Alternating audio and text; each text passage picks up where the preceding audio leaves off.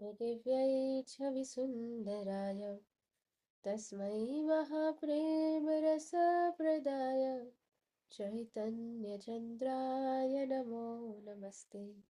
चैतन्यचन्द्राय नमो नमस्ते। चैतन्यचन्द्राय नमो नमस्ते। जय जय श्री चैतन्य जय नित्यानंद। जय द्वैत चंद्र जय गौरभक्तवृंद। जय जय श्री चैतन्य जय नित्यानंद। जय द्वैत चंद्र जय गौरभक्तवृंद। हरे कृष्णा कृष्ण कृष्ण हरे हरे, हरे Ram Ram Ram Hare Hare. So yesterday we were here that devotional service may be regulated or affectionate. So yesterday we read this part that hearing and chanting are the two main principal methods of devotional service. Now Srila Prabhupada is explaining here that devotional service may be regulative, that is Vedhi sadhana bhakti, or it may be affectionate, that is ragatmika. So so out of affection, out of natural spontaneity, there is so much love for Krishna that automatically we are engaged in devotional service. And right now what we are doing is we are doing regulative devotional service. So we are following the instructions of our acharyas, our previous acharyas and our spiritual master, and following their instructions, and we are doing so. We see that if our routine, the way Srila Prabhupada has given us, that in the morning we do the Mangal Arati, so we sing Samsara Dava Nalalita Loka, and glorifying the spiritual master. Then after that we are doing our Narsimha Arati, the Tulsi Arati. So like that, then whatever we are cooking, we are offering to the Lord. We are doing our 16 rounds, and in the evening again we are doing Gaur Arati, we are doing Tulsi Arati. So all these different processes, these are given in order to develop that affection, so that we develop that affection towards the Supreme Lord, so that we get that natural affection and love towards the Supreme Lord. So right now what we are doing is we are following these instructions, and by doing this process, by doing the regulative devotional service, we will come to the point where there will be a natural affection. So that will become affectionate devotional service out of love. Right now, sometimes what happens, if you're not well, then it becomes very difficult to wake up in the morning. But if we see our acharyas, if we see our spiritual master, they are there is so much spontaneous love for Krishna that they are so attached to serving Krishna lovingly, and therefore no matter what the bodily challenges are, they are not impacted by that. Despite all their bodily challenges, Srila Prabhupada, he would sleep only 2 hours. Irrespective of his bodily challenges, he was constantly traveling, he was constantly preaching, he was constantly writing the purports and the translations, he was constantly dictating and taking classes, and so on and so forth. If you see our spiritual master, their lifestyle also, so that is out of spontaneous love. But we are neophytes, we are beginners, and therefore what we are doing is regulative devotional service. We should simply follow the instructions of our spiritual master and our acharyas of Srila Prabhupada. So through that, by following these instructions and by doing these regulative devotional service, we will come to that point of affectionate devotional service. One who has not developed transcendental affection for Lord Krishna should conduct his life according to scriptural injunctions and under the guidance of the spiritual master. So, this is for people like us, this is for Jivatmas like us. We have not yet developed that transcendental affection for Lord Krishna. Yes, maybe we may experience little bit here and there or something, but it is not fully blossomed. So, because we are following the instructions, because we are trying to do the regulative devotional service, therefore it is in the process of blossoming. But when it will fully blossom, then no matter what our external situations, if they may be, but we will be fully determined that we want to do this devotional service. So we should conduct our life, sorry, so we should conduct our life according to the scriptural injunctions. Very important. More important is under the guidance of the spiritual master. We should not try to interpret or do some things by our own accord. We should always follow the scriptural injunctions under the guidance of the spiritual master. In Srimad Bhagavatam 2.1.5, Shukdev Goswami advises Maharaj Parikshit, तस्माद् भारत सर्वात्मा भगवान् ईश्वरो हरि श्रोतव्यः कीर्तितव्यश्च स्मर्तव्यश्चेच्छता भयम्. O best of the Bharats, it is the prime duty of persons who want to become fearless to hear about the Supreme Personality of Godhead, Hari, and to chant about him and always remember him. So if somebody wants to become fearless in the material world, padam padam yat vipadam, at every nook and corner, at every step, there is a great danger awaiting, and we are not even aware of it, and therefore we are constantly in fear, knowingly, unknowingly, consciously, subconsciously, but we are constantly in some or the other kind of fear. So what is being advised to Maharaj Parikshit, who was awaiting his death? So he is advised by Srila Shukdev Goswami that it is the prime duty of persons who want to become fearless. Such a person should hear about the Supreme Personality of Godhead. Who is that Supreme Personality of Godhead? He is Hari. He snatches Haran. He does Haran of all the fear and all whatever unwanted things are there. He just takes away all of those things, and therefore selectively the name Hari has been used here. And we should chant about him. We should constantly chant his holy names, and we should always remember Krishna. We should always remember Lord Hari. Lord Vishnu is always to be remembered and is not to be forgotten for even a moment. There are two most important principles. One is always remember Krishna. Second is never forget Krishna. Now we may think that both of those things mean the same. If you are always remembering Krishna, then that means the same thing. Never forget Krishna. But still, Krishna is saying that these are the two most important principles. Why? Because what he means to say is that we should always remember Krishna, and not even for one moment we should stop thinking about him. Not even for a moment we should not remember him, and therefore we should never forget Krishna. These are the two most important principles, and that is same thing being said here. Lord Vishnu is always to be remembered. In every moment we should remember Lord Vishnu, and is not to be forgotten for even a moment. Sometimes in certain moments we become forgetful, and that is why it is being said that we should not become forgetful of Lord Vishnu, of Lord Krishna, of Lord Hari. This is the sum and substance of all the regulative principles. No matter what we do, what we hear, whatever it may be, this is the sum and substance. This is the conclusion. This is the essence of all that is.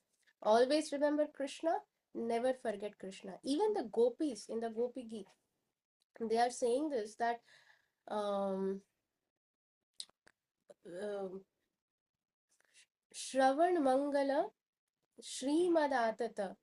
So whoever listens to the auspicious uh, pastimes of the Supreme Lord, all their uh, all their burning in this material world is immediately vanquished. They stop suffering the fire of this material world just by listening to the beautiful pastimes and glorifications of the Supreme Lord. And therefore, one should always keep listening to the pastimes of the Supreme Lord. So even gopis, who are the highest, the epitome of all the devotees, all the layers of devotees, the gopis are at the highest, and they are saying this. So this is the sum and substance of all regulative principles. The conclusion is that when all the rules, the regulations, and recommended and prohibited activities in the revealed scriptures are taken together, remembrance of the Supreme Lord is always the essence of everything. So whatever rules are there, whatever regulations are there, then there are certain recommendations that these activities must be done, and then there are certain prohibited activities that these activities must be carefully avoided. All these things that are there in the revealed scriptures, when they're all taken together, the sum and substance is that remembrance of the Supreme Lord. If at every moment, if we are aware, if we are constantly concerned, or if we constantly ask this one question, will this please my Krishna? Will this please Lord Krishna? If constantly we are in this mindset, in this mood, uh, in this kind of consciousness, then we are not forgetting Krishna. So therefore, we are able to follow the two principles. Always remember Krishna, never forget Krishna. To always remember the personality, the supreme personality of Godhead within one's heart is the main practice of devotional service. And in that practice, there are no regulative principles. There are no do's and don'ts. Krishna is not saying, oh, you cannot remember me in your heart when you are in the toilet. No. Even in the toilet, one can remember the supreme personality of Godhead within one's heart. And there is no do's and don'ts for that. There is no hard and fast rules for remembering the Lord. It is so, and in the ninth chapter, which is the essence, the name of the ninth chapter in Bhagavad Gita as it is the most confidential knowledge. So there is confidential knowledge, then there is more confidential knowledge, and then there is the most confidential knowledge. And in that crux, the most confidential knowledge, the last verse, Krishna says, Man mana bhava mad bhakto. Always remember the Supreme Personality of Godhead within one's heart. Man mana bhava mad bhakto. Become my devotee. Always remember me. First thing that he's saying, always remember me. Again and again, Krishna is saying this. So this is the most important essence of all the revealed scriptures. However, one should generally accept the following principles to properly execute devotional service. So now, after having said all these things, that yes, one should constantly remember the Supreme Lord in one's heart favorably. One should constantly think of pleasing Krishna under the guidance of the spiritual master. Under the guidance of the bona fide spiritual master, one should follow the injunctions of the scriptures. This is also important point, and therefore uh, Mahaprabhu, Chaitanya Mahaprabhu, is now coming to this point that yes, one should do this, but it is also important that one should accept the following principles in order to properly execute the devotional service. Because if we are simply trying to remember Krishna and not forget Krishna, we will not be able to sustain that if we are not properly executing devotional service by taking care of the following principles. So, the devotee should, first principle, the devotee should take shelter of a bona fide spiritual master. This is the most important point. The first thing is a devotee should take shelter of a bona fide spiritual master.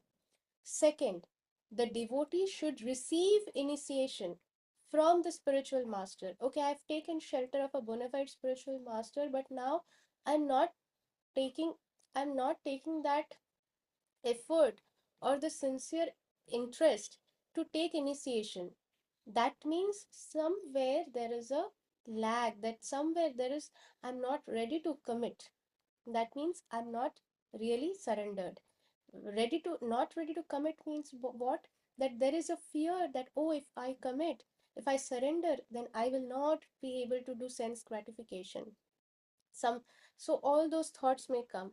So we should keep these things aside and receive initiation from the spiritual master.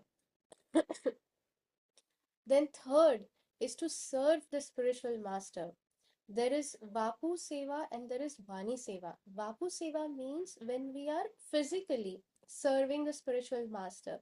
So that could be that somebody cooks for the spiritual master, offers nice prasadam, or somebody, the other brahmacharis, when they are if they are giving a nice massage, we see that many Prabhupada servants, they would give nice massage to Srila Prabhupada. So that is serving the spiritual master in Vapu. Vapu means the body, the physical embodiment. And Vani Seva is that whatever the spiritual master is speaking, to take those instructions, to follow those instructions, to apply those instructions in our life. So there is Vapu Seva and there is Vani Seva, to serve the spiritual master. Then giving, for the Grihasthas, we should always offer Lakshmi, because because our spiritual master, they have given their everything for the service of Guru and Krishna, for the service of the Guru Parampara and Krishna. They are not keeping any personal bank accounts. So whatever we are offering, we are actually offering for the service of or rather it is all engaged in Krishna conscious activities. So we should also serve through our Lakshmi. We should not think that, okay, whatever I'm earning is meant for me and my family. That is a very, very wrong concept. So that way also serving the spiritual master. So there are different ways that one can serve the spiritual master. But main is two, the Vapu Seva and the Vani Seva.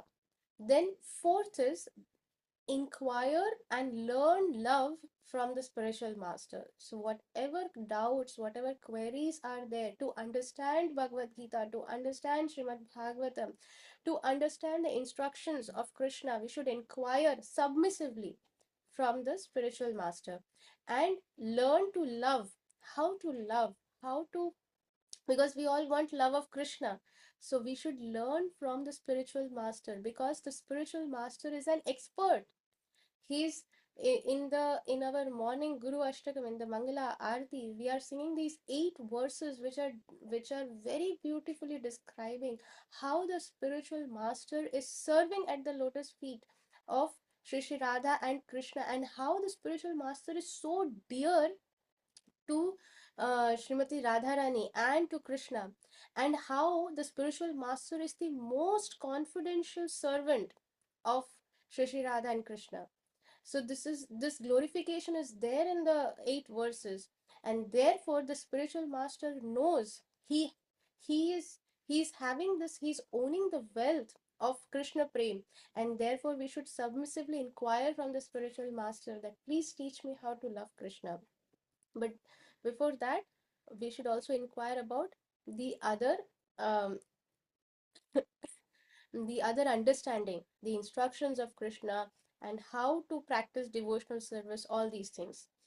Then, fifth is follow in the footsteps of holy persons devoted to the transcendental loving service of the Lord. So, this is Mahajanena Gataha Sapantha, following in the footsteps of the holy persons, like our Srila Prabhupada.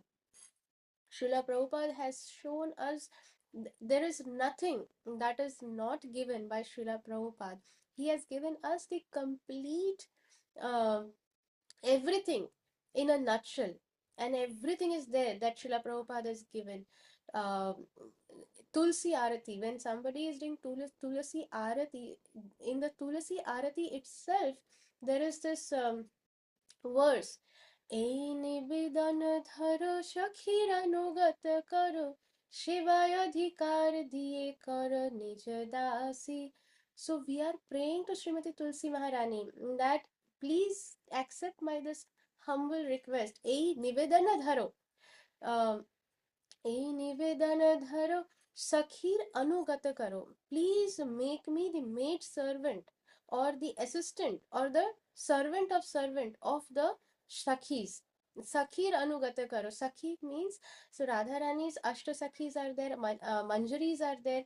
So they are also, the Manjaris are also actually Sakhis, but they have taken the Manjari form. So please make me the servant of your servant. Please, A Nivedana Dharam. So like that, when we are praying to Tulsi Maharani twice a day, so Srila Prabhupada has given this routine, because within this routine itself, one will get pure love for Krishna if somebody is sincerely doing this.